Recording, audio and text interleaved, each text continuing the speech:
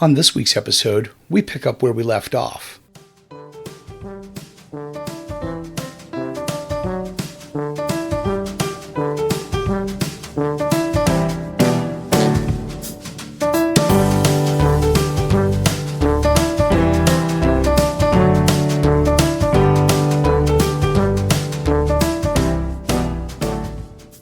Good morning, everybody. Welcome to Anxietymonkies, the podcast. I'm your host, Rob, and joining me here in studio is my lovely co-host, Michelle. Good morning, everyone. So first things first, a bit of an apology. This episode's going to come out later than normal. We had to take the ferrets in for some blood work, so that ate up most of our morning. The other thing I kind of want to apologize about is I ended last week's episode a little abruptly. So I kind of want to pick up on our discussion of Randall Flagg. Now, as you remember, Randall Flagg is the antagonist in several Stephen King books. And we kind of took a look at the books where he's made an appearance, kind of talked about his motives, what he was trying to accomplish, and that sort of thing. I want to circle back and summarize and take a look at him using the criteria that we established on last week's episode to maybe see whether or not he's a good villain. So the first thing we're going to look at is whether or not he's relatable. Does he have self-awareness? Does he think he's the good guy? And I got to go with no on this one. I think he's well aware that he's not the good guy. Michelle, what do you think? I think he's aware that he's not a good guy and that he's self-serving. Okay, fair enough. And I get the impression that he doesn't really care as far as that goes. He seems to be perfectly content with being what he is. The other thing I kind of wanted to look at is, we talked about achievable goals and realistic means. As we've seen in some of Stephen King's works, he's got the means to achieve his goals. He tried to bring down several civilizations, or try to take advantage of society in the aftermath of a collapse.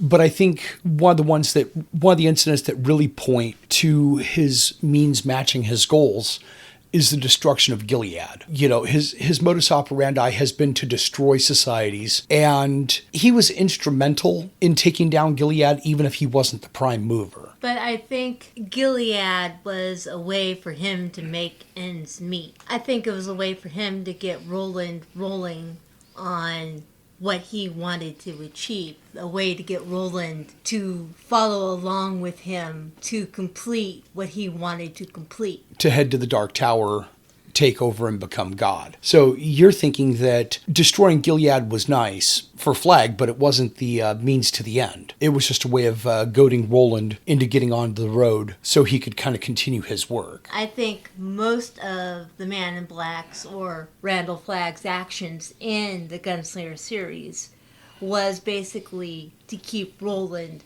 moving. Okay. And if we ever do a deeper dive into the Gunslinger series, this would be something that I think it would behoove us to explore that further and kind of see, where that conversation kind of goes. The next thing I want to take a look at is his backstory. We don't really get much of a backstory for him until the last book of the Dark Tower series, as we discussed. And what we got wasn't very satisfying. I think it wasn't even a full paragraph. It was like 2 sentences. So, we don't really fully get the backstory. And I think we maybe kind of deserve one. If Stephen King's ever looking for ideas, that might be a place to go. And by the way, if anybody out there knows Stephen King or has a way of getting this to him, please,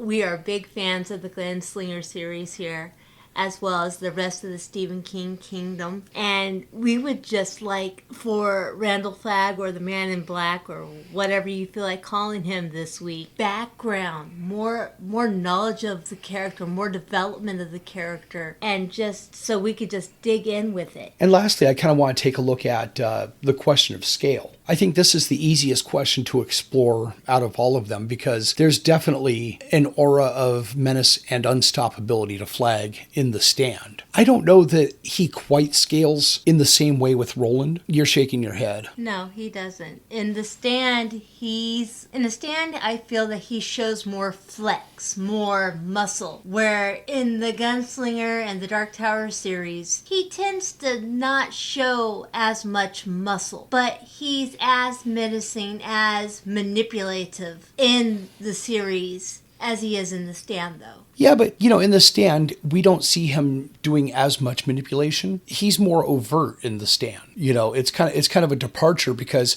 in Eyes of the Dragon, he's very manipulative. Not so much in The Stand, but then he's manipulative again in the Dark Tower series. Kind of an interesting... I would call his manipulation in The Stand of when he's freeing people from prison and everything else. I would say that's more of showing his manipulation. Yeah, but it's a little more overt than bringing a guy back from the dead to leave him as a trap, for somebody who's chasing him through a town. It's not as subtle. I wouldn't say that he manipulated somebody to bring them back to life, but I would say that he manipulated, releasing the prisoners from the prison in The Stand. Well, you're talking about Lloyd Henreid. Yeah. Yeah. And how he manipulated other people to follow him in The Stand. So there you have it, folks. Randall Flagg, as far as we're concerned, definitely a villain, but he doesn't necessarily check all of the villain boxes. And on that note, here's hoping we can manipulate you into taking advantage of some lovely products and services. And we promise that Randall Flagg is not tied to any of these services. Well, you promise. Today's episode is brought to you by Pages Printed Plastics. You can visit us at pagesprintedplastics.com. That's P-A-I-G-E-S, printedplastics.com. We have a couple of different printers. We can do design as well as print. We can print anything from small figures like D&D miniatures to larger objects like computer parts, toys, props, pretty much anything you can imagine. So feel free to check us out. Again, that's pagesprintedplastics.com. And we're back. So for this next segment, Michelle kind of wanted to pick up on some loose ends that we left with last week's episode. In particular, we kind of talked about vigilantes.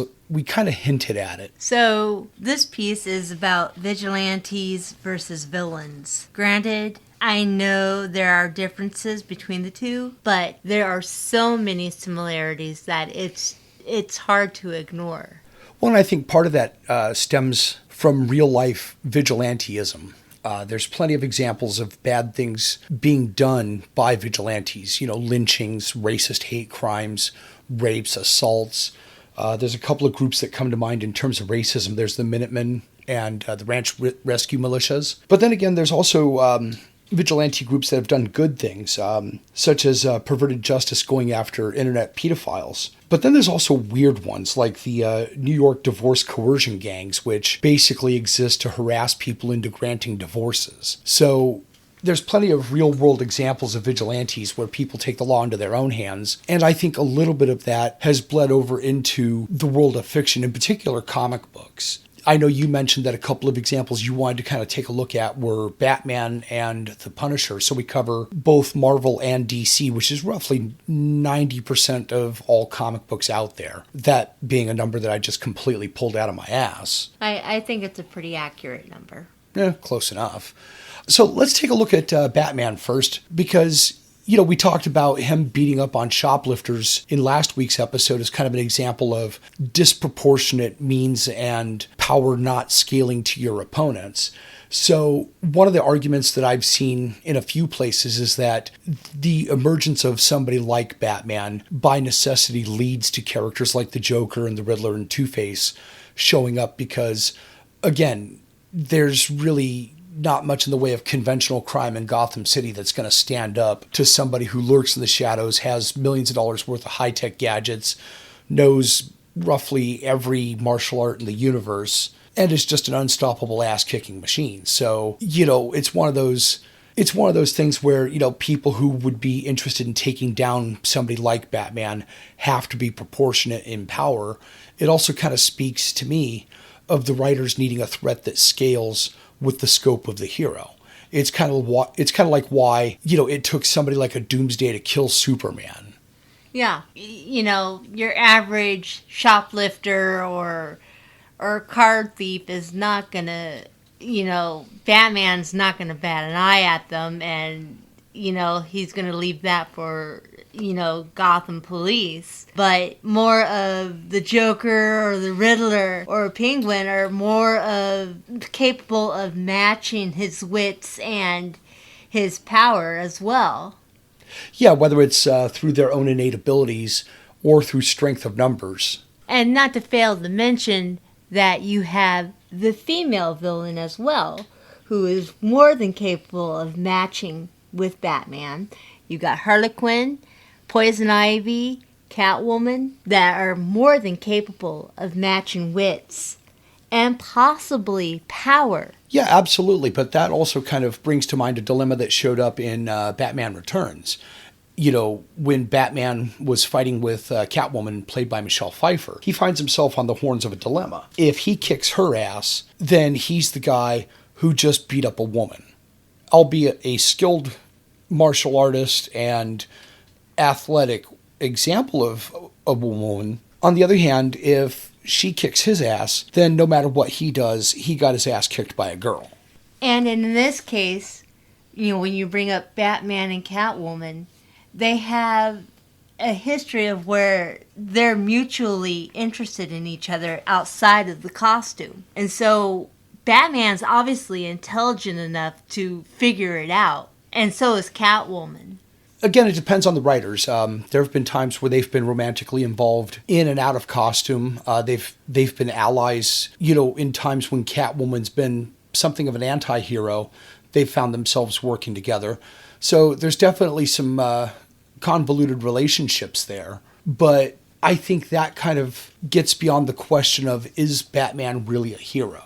I think Batman, I would say he's in that gray area. Granted, his intentions are good, but he's no better than some of the criminals that he beats up.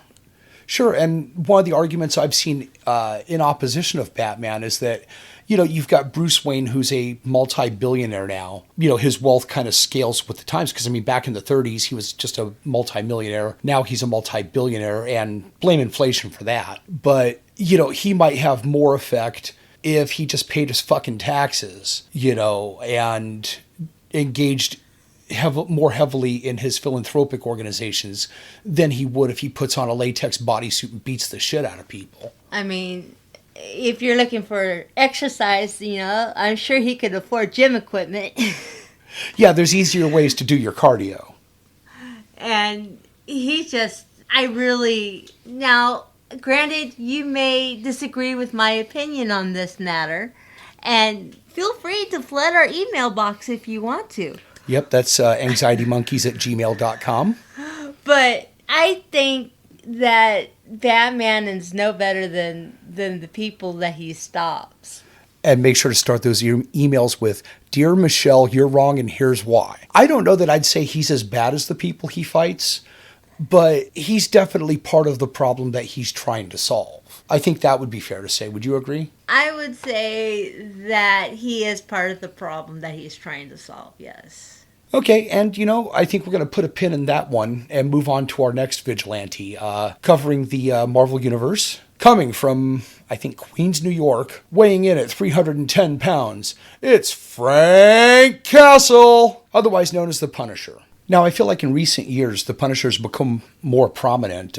He's been in a couple of movies and in a Netflix series that was, in my opinion, all too short-lived. Not to mention that every right-wing douchebag these days seems to have a Punisher sticker on the back of their car, despite not having a fucking clue who the Punisher is or what he's really about. Exactly.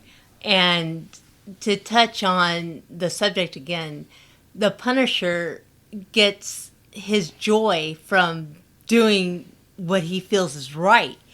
And, well, as we all know, the Punisher, he tends to destroy people. Yeah, let's contrast him with Batman. I mean, one of the recurring themes in the Batman comic books and the movies, the cartoons and everything else, is that he doesn't take life. Although, if you look at some of the things he does, I really think that's kind of pushing the bounds of believability. Whereas with Frank Castle, you know, in some of the comic books I've read, he's employed claymore mines, flamethrowers, machine guns. I think he dropped an elevator on somebody.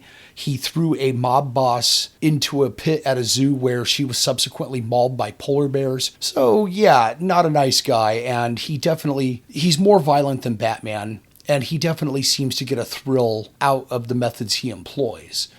Or, you know, that just may be the writers writing him with the appearance that he is enjoying what he does. And some of these actions you could actually compare to actions that have been taken by the Joker. Oh yeah, absolutely. In terms of body count, there's a definite resemblance to the Joker. So, again, if we're looking at who and what Frank Castle is, hero isn't the first word that comes to mind. Vigilante certainly fits the bill. He's taking the law into his own hands, and he's taking, in some ways, his actions are more comparable to what vigilantes do in the real world when they get their hands on a victim. They often skip any pretense of a trial and go straight to an execution. And those methods of execution tend to be pretty grisly. So yeah, not a hero, definitely a vigilante. I think he falls into the role of anti-hero pretty handily. Yeah, he definitely would fit that anti-hero, but in his eyes, he is a hero. Oh, definitely. No argument about it. There have been plenty of times where he's been called to task for what he does. Like when he's going up against people like the Daredevil, who definitely view him as a villain. His justifications that he gives to the Daredevil, the reasons for doing what he does, it's blatantly obvious that he views himself as a hero. He sees himself as taking out the trash, doing what the criminal justice system won't do. And what he feels Matt Murdock just is incapable of doing. Right, because Matt Murdock, the Daredevil, is another one of those heroes in the Batman mold where he does his level best to avoid taking a life, and he sees that as being a step in becoming just as bad as the people he opposes. Well, folks, I think that's going to do it for us this week. Thank you for joining us. We got some wonderful feedback from some of our listeners this week, and I want to thank you guys for reaching out to us on our Facebook page. Speaking of, you can find us on Facebook at facebook.com/anxietymonkies. You can find us on Twitter at anxietymonkies. You can email us anxietymonkies@gmail.com. And if you want to donate to what we're doing, we can be found at patreon.com/anxietymonkies. Or if you want to go in for a one-time donation, you can reach us at paypal.me/anxietymonkies. Also, we have bonus material. So please, if you'd like to hear the bonus material, donate to us at patreon.com, and that will be made available to you. And join us tomorrow, Sunday at 10 a.m. Central Time.